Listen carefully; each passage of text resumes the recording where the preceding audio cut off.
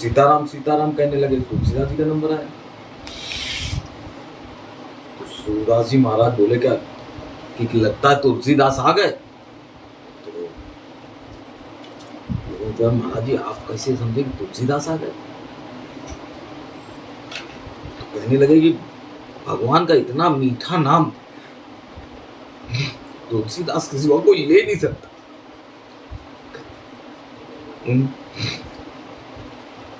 उन्होंने इतनी दफे जप किया है कि उनकी वाणी से इतना मीठा नाम।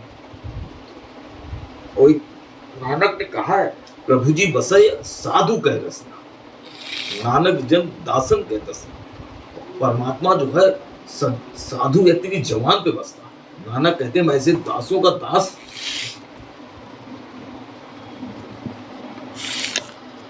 किसी में प्रसन्न होते हैं तो ददामी बुद्धि योगम ददामी। हाँ, तो हर आदमी कैसे कह सकता कि हम जो है कोई।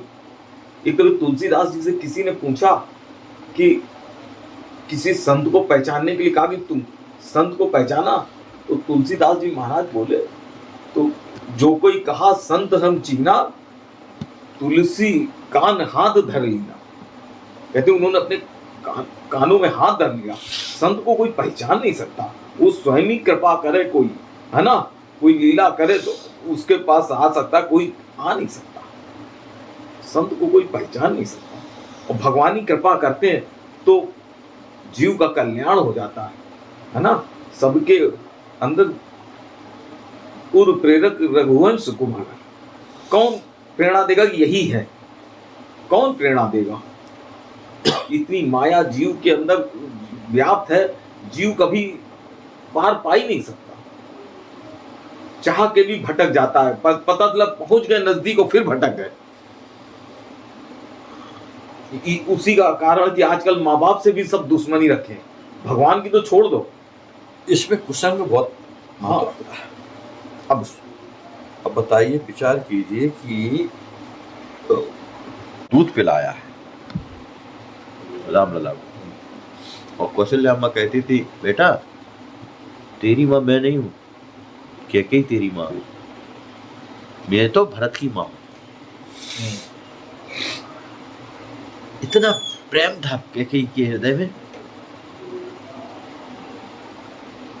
कैकेयी ने राम से इतना प्रेम किया, इतना कोई कर नहीं सकता है। और वो छलकता भी है जब, जैसे कैकेयी को मंथरा ने कहा आज राम का कल अभिषेक होना है, हाँ, तो खुशी के मारे 9 लाख का हार तुरंत ले। लेकिन कुसंग का कितना असर होता है। ऐसी माँ जिसने गोद में खिलाया, दूध पिलाया, उसकी बुद्धि बिगड़ गई। हम लोग की बुद्धि बिगड़ जाए तो कौन बड़ी बात है? असाधारण। साक्षात हम लोग तो केवल कथा सुनते हैं, राम राम जपते हैं।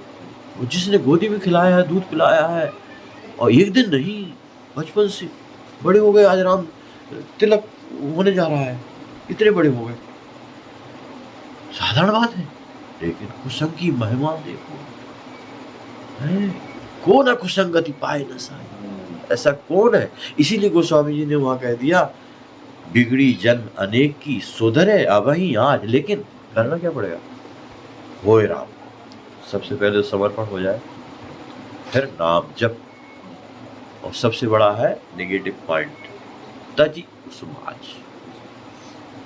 कुसुमाज अगर है तो जितना आप दूध दोहोगे, नीचे छेद है, सब बह जाएगा। तो कुसंग से, और आज हमें आँख का कुसंग है, कान का कुसंग है, रसना का कुसंग है, सब कुसंग ही कुसंग आज कलयुग ने प्रस्तुत कर रखे। साधक को बहुत सावधानी की जरूरत है। पंडित ज्ञान प्रसाद जी महाराज बहुत सतर्क रहने के लिए शिक्षा देते थे। एक साधक में साधुता नाम से गीता प्रेस से पुस्तक निकली है, आप उसको जरूर पढ़िएगा। साधक में सब उन्होंने लिखी नहीं है, पर लोगों ने जो नोटिंग कर ली Collection में। उनके प्रवचन को। पहले गीता प्रेस ने धारावाहिक निकाला था कल्याण में, अब उसने जो है इकट्ठा साधक में साधुता नाम से निकाला है। ब्रजभाषा में ही है और उन्हीं की वाणी है। कान का संयम, नेत्र का संयम, वाणी का संयम और भजन अत्यंत धारावत चलता रहे और सत्संग, तभी बेड़ा पार है।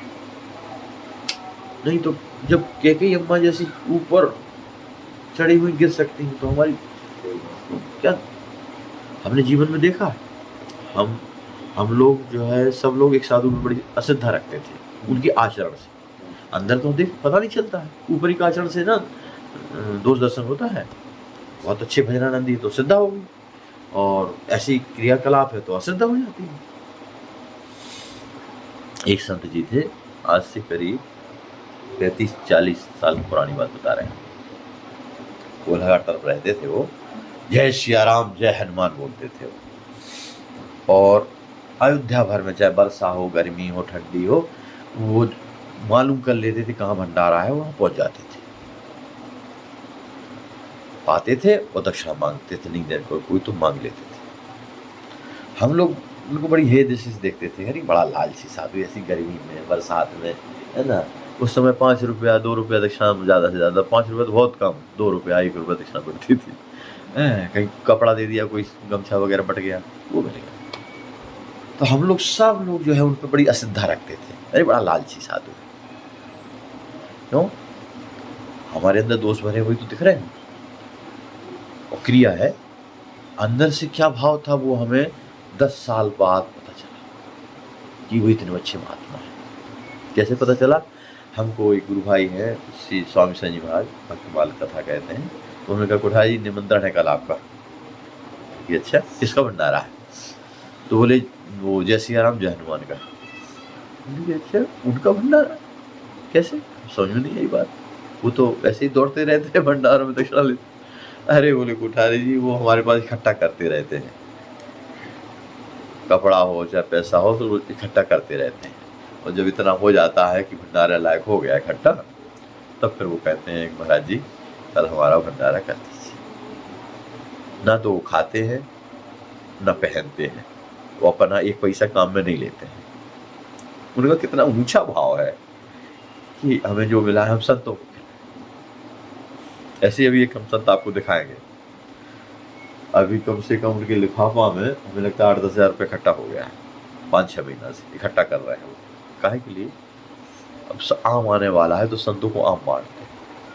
अपने 1 पैसा खर्च नहीं करेंगे, अपने शरीर पर 1 पैसा नहीं खर्च करेंगे।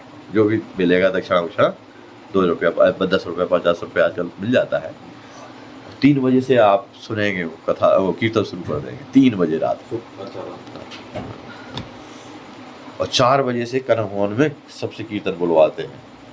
जितनी जनता बैठी रहती है तो कीर्तन बुलवाएंगे, बोलेंगे कीर्तन, 7 बजे के आसपास आएंगे वापस। 1 पैसा अपने काम। 2-3 बार मरणासन हुए, हमने हॉस्पिटल में भर्ती किया, ठीक हो जाए, पर उसे कह समझाते हैं कि भाई इस शरीर भी तो ठाकुर जी का है ना। आपको अगर मान लीजिए दिल्ली जाना है साइकिल से, तो साइकिल में हवा डालना चाहिए, है ना। नट बोल्ट को ढीले हो गए तो उसको ठीक करना चाहिए। तो ये शरीर जो है ये साइकिल है भगवत प्राप्ति तक पहुंचने के लिए। तो इसमें कुछ उनके पास सुनवाई नहीं है, भगवान जान। ऐसे ही राजेश्वरानंद जी महाराज हुए थे, आपने तो जानते ही होंगे। अच्छा, हमको बचपन से कोई संत बोल रहा तो सुनने का एक अभ्यास है। आचरण में तो सीताराम कितना होता वो तो हम जाते थे, बड़ा अच्छा लगे कथा। तो उनको जो है तो हमने सोचा ये शादी नहीं करी होगी इन्होंने, तो बताने लगी कि हमने बहुत दिनों तक उनका भजन सुनते रहे। तो उनसे हमने दीदी से एक दिन पूछा, दीदी आप जो है वो शादी हो गई आपकी? बोले हमारे तो पति है, 2 बच्चे बड़े बड़े इंटर में वो शायद ग्रेजुएट कर रहे, और ये हमको इतना आनंद। और उन्होंने एक दिन हमसे सत्संग में बैठी तो भजन पद तो सुनाती थी, तो ऐसे गाने लगी कि 2 लाइन की चौपाई, देखो मिठास शब्दों की, तो उन्होंने गाया कि ये, अब उन्होंने, हम लोग सब रिपीट करते थे भाई, आधा घंटे को भजन गाता, तो उन्होंने गाया, पिय राधे पिय राधे, राधे राधे पिया पिया, पिय श्यामा पिय श्यामा, श्यामा श्यामा पिया पिया, पिय राधे पिय राधे, राधे राधे पिया पिया, पिय श्यामा पिय श्यामा, श्यामा श्यामा पिया पिया। अब हमारे ये शब्दों में उतना ओज नहीं है, अब भगवान के भक्तों की आवाज क्या होती है, हम 15 लोग बैठे होंगे और सब फूट फूट के रो रहे, मजा क्या आ रहा। अरे अब एक बेचारे हमारे मिलने वाले कानपुर में है, अजय भैया, अजय पाठक नाम है, तो शायद को 48 या 45 या 48 साल की उम्र हो रही है। तो एक दिन हमने पूछा, भैया सब सत्संग में जाते हैं और सीधे बहुत है, गरीब हैं, हमें लगा, तो हमने पूछा एक दिन, भैया कहाँ? तो कहते जेट बनियान पहनती है, नरूला वाले बनाते हैं, उसके मालिक है। तो कहते हैं उन क्या काम करते हैं? तो हमने कहा कितने पैसे मिलते हैं? ये कम से कम 10-12 साल पुरानी बात होगी, 15 साल। बोले 3000 रुपये उनको मिलते हैं। हमने कहा अच्छा। हमने कहा कि और कौन कौन है आपके, और कौन कौन घर में शादी हो गई? बोले शादी नहीं। हमने कहा क्यों? बोले भैया आमदनी इतनी है नहीं, हम खर्चा और स्वस्थ, बड़े सुंदर सुंदर, स्वस्थ सुंदर, हष्ट पुष्ट और लंबे चौड़े, तो कहने लगी शादी हो जाएगी, हम खर्चा नहीं उठा पाएंगे भैया, हमारे पास इतनी कमाई नहीं। तो हमने पूछा और कोई है? कहले माता जी हमारे साथ रहती है। अच्छा, तो हमने माता जी साथ रहती है, हाँ। तो बोले कि और कोई? कहने 2-3 भाई हैं शायद। हमने कहा उनके साथ नहीं बात। कहते हैं और कोई? माता जी।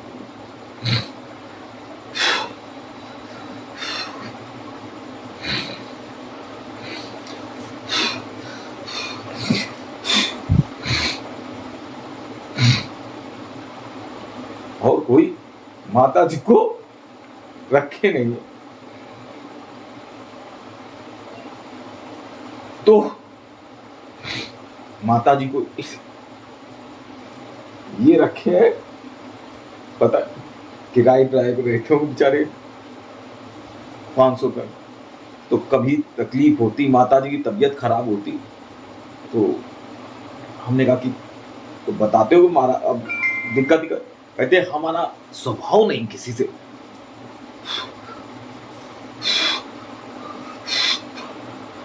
पैसे मांगने का कभी स्वभाव नहीं है हमारा, है ना।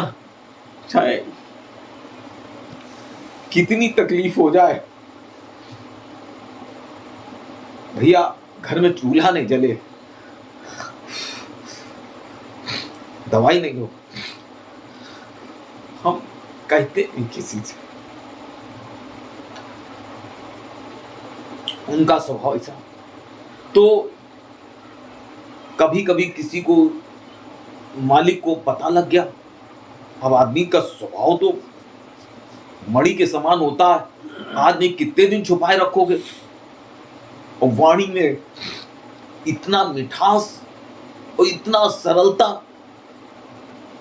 गोविंद के भक्त बड़े सरल होते, बड़े बड़े सरल होते। गोविंद के भक्तों की तुलना नहीं करी जा सकती किसी से। तो उनके मालिक को पता लगा कि अरे बड़ा सरल है। फिर किसी ने बताया कि ये कभी वृंदावन भी जाते हैं। हम मालिक को बड़ी उत्सुकता हुई, धीरे से बोले मालिक से को पता लगा, मालिक को कि इसकी माता जी की तबीयत खराब थी। तो मालिक ने कहा इसने कभी बताया नहीं, कभी इसकी भी तबीयत खराब है तो बताया नहीं, काम करता रहता। और ये मालिक को बड़ा कष्ट हुआ। ये ठाकुर जी की प्रेरणा से अब मालिक, अब इसको कभी कोई तकलीफ हो रही, मालिक करा 4 दिन बाद आना, ये लो 10,000 रुपया अपनी अम्मा की तबीयत ठीक कर लो। अब आज के समय में वो फिर भी कुछ नहीं मांगते, कभी अपने मुंह से उनका अब मालिक अगर होली दिवाली है तो मिठाई अगर सबको 1-1 किलो दे रहा, तो इनके घर में को 5 किलो मिठाई और 5,000 रुपया देने आ रहा, पैर छू रहा इनके। करोड़पति होगा, 10-20-50-100 करोड़ का मालिक है, लेकिन इनके पैरों पे सर रख रहा। अब उनके मुंह से हमने एक दिन भजन सुना, आपको बताएं कि आपने भी सैकड़ों दफे सुना होगा, हमने भी सुना कि सभी लोग गाते हैं, श्री कृष्ण गोविंद हरे मुरारे, हे नाथ नारायण वगैरह, साधारण सब गा लें, कोई कान को आनंद की। अब वो गा रहे हैं, आप हम बैठे, हम लोग सत्संग बैठे, अमृत झड़ रहा।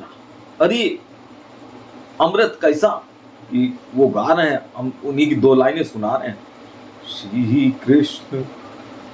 श्री कृष्ण गोविंद हरे मुरारे, हे नाथ नारायण वासुदेव, श्री कृष्ण गोविंद हरे मुरारे, हे नाथ नारायण वासुदेव।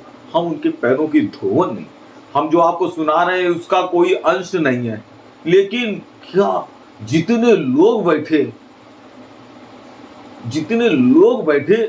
आपको बताएं, और ये गजब आनंद की वर्षा छड़ी आंखों से। और बताओ, श्री कृष्ण गोविंद हरे मुरारे एक सभी लोगों ने सुना, लेकिन एक ये गोविंद, ये हम आप अपने जीवन की बताएं, हमारे ऐसे कामी और सभी अवगुणों की खान जीव, लेकिन गोविंद की कृपा से ये शब्द जो गए तो याद है, जैसे कोई चीज हमारी धरोहर नहीं हो गई, जीवन की धरोहर हो गई कि हमको ऐसा।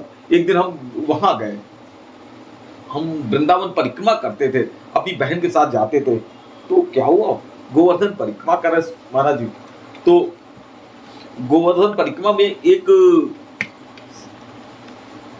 कोई आते थे, हम ऐसी दरी 20 रुपए की दरी में सब लोग लेट के परिक्रमा कर रहे हैं, वहां पे क्या वो है, वो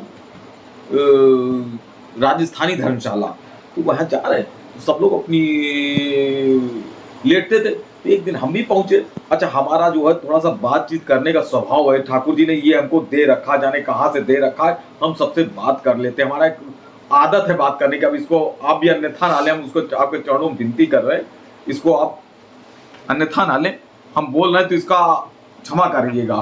तो हम भी गए, तो एक कुठरिया थी, बस एक, उनके पूरे आश्रम में एक कुठरिया थी, इतनी बड़ी होगी, तो छोटी सी, तो एक सज्जन आके उसमें बैठे, बड़े सुंदर स्वस्थ, कम से कम 60-62 साल के होंगे, तो हमारी बात करने हम अंदर चले गए उनसे मिलने। तो बोले पता नहीं कहाँ के, बताया कि हम कोई अधिकारी थे, अब रिटायर हो गए, और यहाँ वृंदावन में गोवर्धन की हम परिक्रमा करते हैं, हर 15 दिन में आके, हम 15 दिन में आके परिक्रमा करते हैं। तो हम ये हमारी कमरा 100 रुपए का उन्हें मिलता, तो ये बुक कर दिया, ये हमको दे देते हैं, और सामने लक्ष्मी नारायण जी का मंदिर है, तो वहां से इनका प्रसाद थाली का भोग लगा हुआ इनके पास आ जाता। तो हमने कहा बहुत बढ़िया। तो कहने लगे कि हम सवेरे 4 बजे उठते हैं, और बहुत पहले का उन्होंने बताया, चेहरा इतना बड़ा चेहरा, चमक रहा उनका चेहरा। अधिकारी थे, 2 लड़के थे, जाने सबकी कुछ काम वाम कर रहे हैं, 2-2 लाख उस समय कमा रहे होंगे, समझा 8-10 साल के लिए। कहने लगे हम सवेरे 4 बजे उठ के भगवान कृष्ण को गीता के 18 अध्याय सुनाते हैं, बस इतना काम करते हैं हम सवेरे 4 बजे उठ के, और आज तक मेरा यही नियम बना हुआ है कि गीता के 18 अध्याय। बातचीत, उनसे दोस्ती हो गई, गाढ़ दोस्ती हो गई। फिर पासी में कोई सत्संग था, शायद आप गया प्रसाद जी महाराज को जानते हो, उनके शिष्य जो है सत्संग कर रहे हैं, तो रामायण को, रामचरितमानस का पाठ हो रहा, तो कहने आओ चलो आपको बताएं।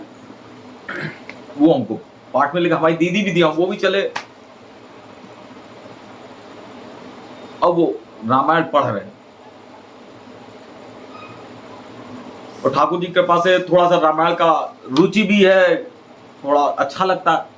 अब रामायण जो वो पाठ पढ़ रहे, आपको बताएं, तो हम लोगों की आदत है कि वो हम माला वृंदावन में जा रहे तो माला लिए अपना सब पढ़, रामायण पढ़ रहे हैं। तो पढ़ते पढ़ते उनके रामायण से ये स्थिति सबकी हुई कि सबके हाथ पैर सब टेढ़े हो गए।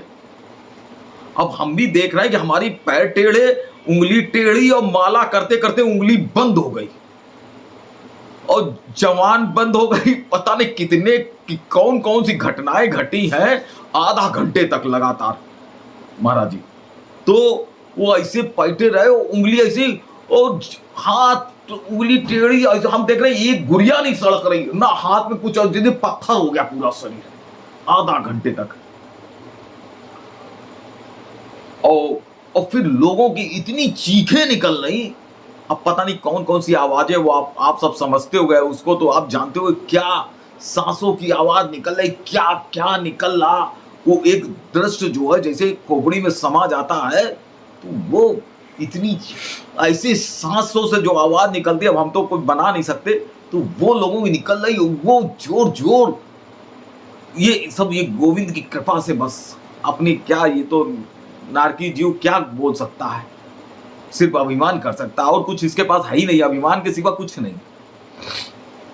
ऐसे ही बस आप लोगों जैसे भक्तों का सिर्फ संग मिला, बाकी अब यही इसी तलाश में, जैसे एक आदमी को कभी कभी खाने को अच्छा मिल जाए ना, तो टहलता रहता कि यार वो दुकान पे जाए कुछ। अब हमारे अंदर एक स्वभाव हो गया, आपको बताएं, हम सत्संग में जाते हैं, जैसे कोई कहता है कि हमारे यहाँ सीताराम का सत्संग है, आ जाना, आज हमारा कीर्तन है, तो आप हम बताएं हमारे अंदर एक भाव आ जाता है। घर से चलते तो पता क्या कहते मन में, यार आनंद आएगा कि नहीं है। अब मतलब आप समझिए कि हम ये सोचते भगवान का नाम तो कैसे भी वो लेना चाहिए, लेकिन एक घर से निकलते हुए हमारे मन में क्या आता है कि यार कहीं तो रहे, अब वहां पे आनंद की प्राप्ति, मजा आएगा कि नहीं, मस्ती आएगी नहीं। एक संत की बात याद आ गई, सुनाई देते।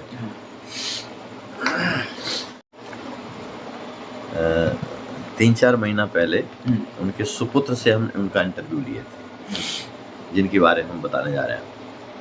वो हमारे गुरु भाई थे। गुरु भाई के सुपुत्र, हाँ, उनसे इंटरव्यू लिया था। इंदौर में रहते हैं आजकल, वो प्रोफेसर हैं।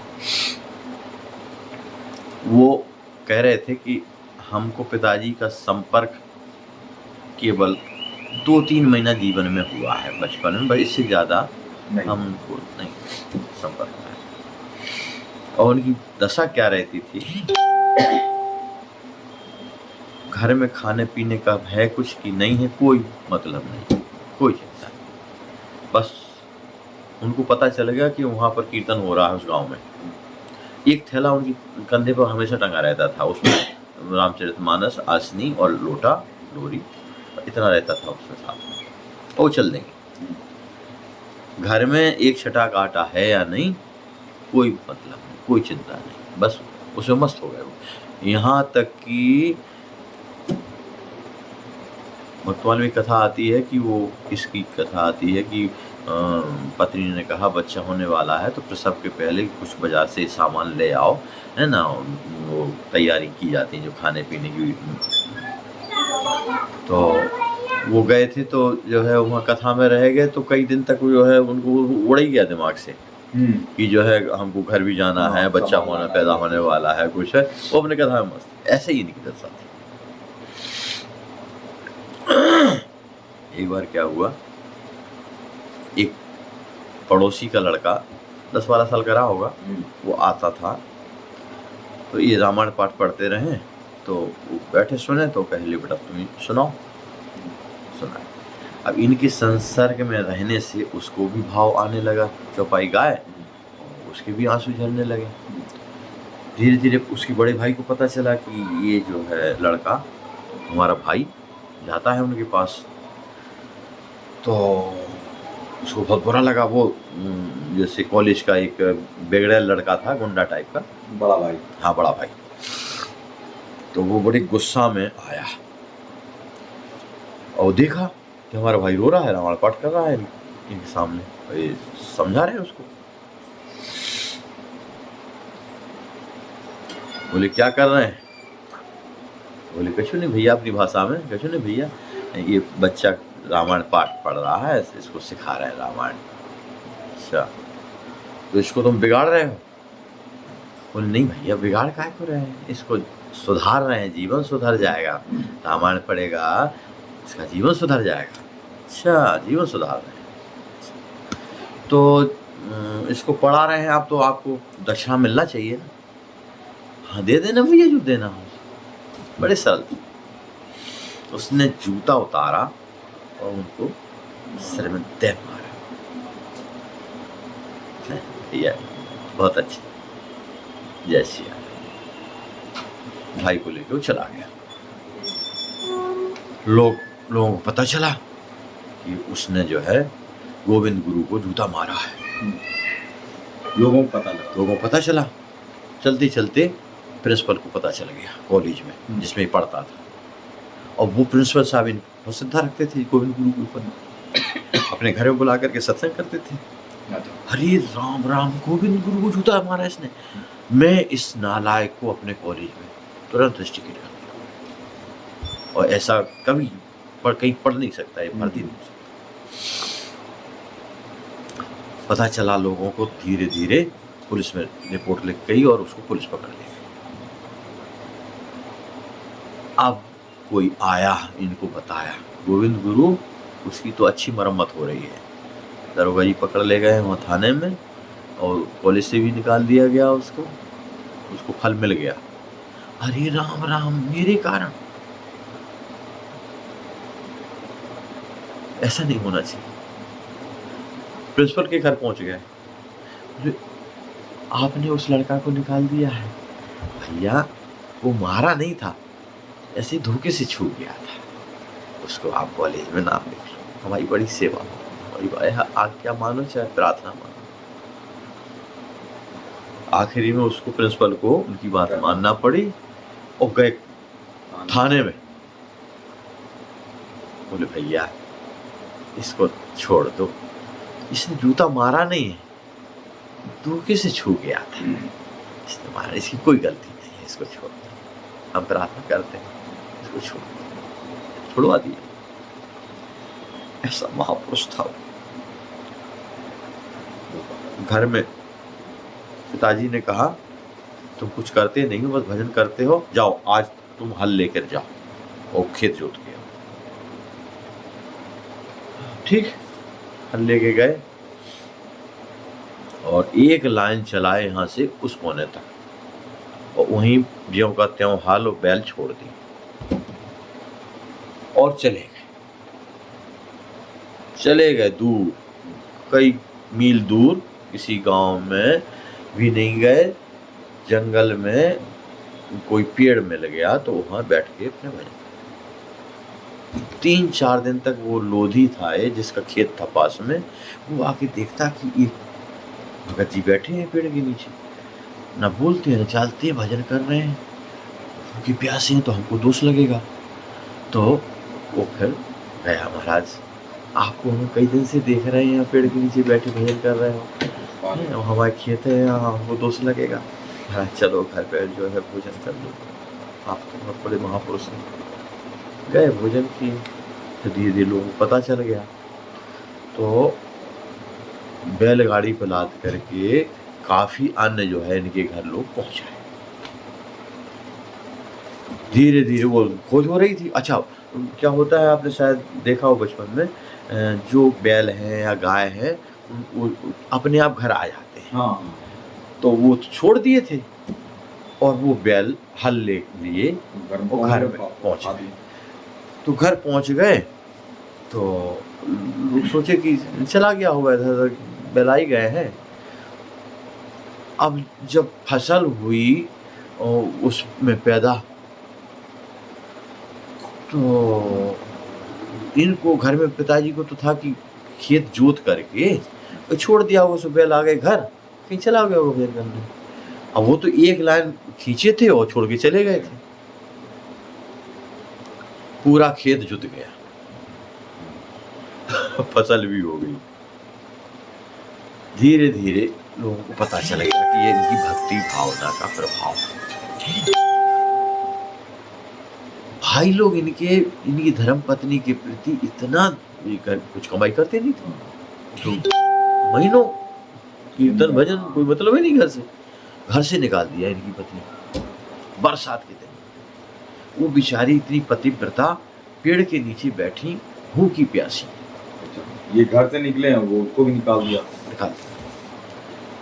तो गांव वाले, वो धाकड़ थे, लेकिन चोरी छिपे वही माताएं उनको भोजन दे देती पेड़ के नीचे। पानी बरसे तो भीग जाती, शरीर भीगा पड़ा है। चोरी छिपे उन लोगों को पता चला, भाइयों को, कि ये भाभी को जो है लोग खिलाते हैं। डांट दिया सब, कोई नहीं देगा खाने को, हमारी भाभी को कोई नहीं देगा। नालायक जो है वो कमाता नहीं है, आए घर पे कमाए करे। लेकिन वो पतिव्रता मुंह की बैठी रही, लेकिन क्यों नहीं, ना पति के प्रति कोई अभाव। अब तो आजकल ट्रैक्टर चल गए, पहले हाथ से लोग काटते थे धान, गेहूं की फली वली गिर जाती थी, वो है ना, जिसको हाँ दाने गिर जाते थे, है ना, क्या बोलते हैं उसको, हाँ। तो वो बेचारी बीन के, और खेत जब कटना हो चैत में तो मजदूरी करके काटे तो उसमें मिलता है बोझ, है ना, उसको कूट करके, और फिर ये बच्चा हो गया तो उसको खिलाएं पिलाएं किसी प्रकार से अपना पेट भरते रहे। गोविंद गुरु फिर सरकार उनकी चर्चा करते थे कि शिष्य हो तो ऐसा हो, शिष्य हो तो ऐसा हो। हम लोग को सुना, तुम लोग साधु बने हो घर द्वार छोड़ करके, काहे के लिए? मान भंडारा है, मालपुआ तुम्हें खाने के लिए, दक्षिणा लेने के लिए। जिसके लिए घर छोड़े हो वो करो, भजन करो। तुमसे तो 1000 गुना अच्छे हैं वो गृहस्थ, जिनको घर की कोई चिंता नहीं और भजन में डूबे हुए। वो कहते थे, वो आपकी बात पर हमको याद आ गया, कोई कथा हुई, कोई सत्संग हुआ, बोले अभी वर्षा नहीं हुई, जाओ प्रेम रावण तो उठा लाओ, अभी वर्षा नहीं। गीली कथा में आनंद आता है, सूखी में आओ झरझर आंसू। ऐसी हमने देखा, एक सरकार के पास, आज से 25-30 साल पुरानी बात हुई, सरकार के पास एक बहुत अच्छे वक्ता कथावाचक आए। सरकार का नाम सुन के मैं सम्मान किया, सरकार ने बैठा है बगल में। उन्होंने कहा, सरकार हम कुछ पूछना चाहते हैं हमसे। आ गया, सरकार हम स्वयं कथा कहते हैं, भागवत गीता रामायण, भगवत प्रेम की चर्चा आती है, हम भी सुना देते हैं, लेकिन स्वामी जी वास्तव में प्रेम है क्या?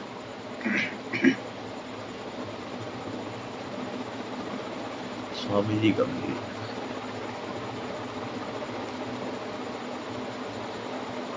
भैया प्रेम हम क्या समझे प्रेम? हम क्या समझे प्रेम को? प्रेम प्रेम प्रेम बेहोश हो गए संग्राम, बेहोश हो गए। 10-12 घंटा बाद दूसरे दिन होश आया, फिर आए महाराज, मैंने तो केवल प्रेम की परिभाषा पूछी थी आपसे, लेकिन आपने तो मुझे तो साक्षात प्रेम का दर्शन करा दिया। कहने का मतलब कि वास्तव में कथा वो कथा नहीं जिसमें आंसू कथावाचक के न गिरे और श्रोता के न गिरे। हमारे एक बहुत अच्छे संत थे कृपाशंकर जी महाराज, बहुत क्या 16 देशों में उस समय कथा कर चुके थे वो, और सब छोड़ करके धामवास करते थे और भागवत की कथा पढ़ाते थे कथावाचकों को। तो महाराज वो कथा जब कहते थे तो हृदय को निचोड़ करके चूर चूर कर देते। अभी भी है? अब नहीं। वो कहते थे, कथा ये भागवत अमर, वाल्मीकि रामायण। ये कथा तो रो के कहने की चीज है और रो के सुनने की चीज है, ये संगीत और मनोरंजन की चीज नहीं है। अब महाराज एक एक अक्षर में भाव विह्वल होते थे और कथा उनकी रोते रोते बाक अवरुद्ध हो जाती थी, वाणी कथा बंद हो जाती थी, पर उस कथा में इतना भीड़ होती थी कि महाराज बैठने की जगह। कथा तो वो है, कथा पैसा कमाने का व्यवसाय नहीं है, कथा जो है मनोरंजन की चीज नहीं है। कथा आत्मकल्याण, जिस कथा को सुनने के बाद जीवन नहीं बदला वो कथा क्या है? जिसमें लक्ष्य पैसा है भरा हुआ है, वो क्या कल्याण करेगी? वो तो जो भजनानंदी संत है, जिसने भजन को जीवन में उतारा है, भगवत प्राप्त किया है, वो जब वाणी बोलते, जब आपने कहा ना कि उनकी वाणी से जो है ना वो चीज जो है उसको कहा है नारद जी ने अगम्य, दुर्लभो अगम्यो। सत्संग वो सत्संग है, दुर्लभो अगम्य, वो अगम्य और दुर्लभ है, अमोघश्च, अमोघश्च, वो अमोघश्च।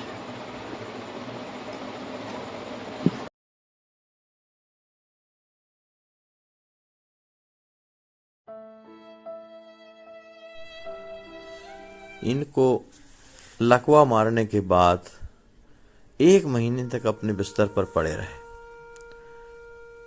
दुर्भाग्य हमारे समाज का, कोई हाथ नहीं लगाता था, बेचारे खिसक खिसक के लेटरिन करते थे।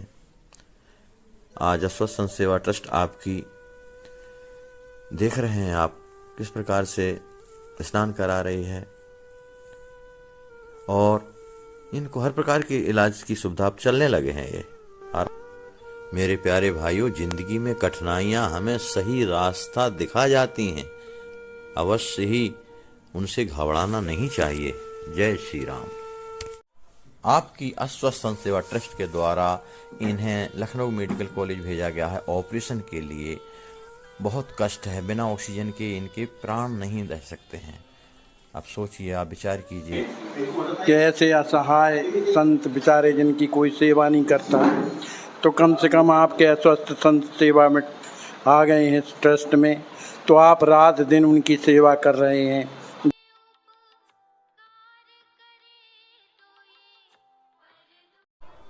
हाय, इनको कितना कष्ट है। आज बाबा, हॉस्पिटल में आपको ये लकवा मारा है, कितने दिन पहले मारा है? अपने को स्वयं इस जगह पर रखकर देखें, जब पैसा भी पास में ना हो और कोई अपना सहयोग करने वाला भी ना हो तो क्या होगा। आप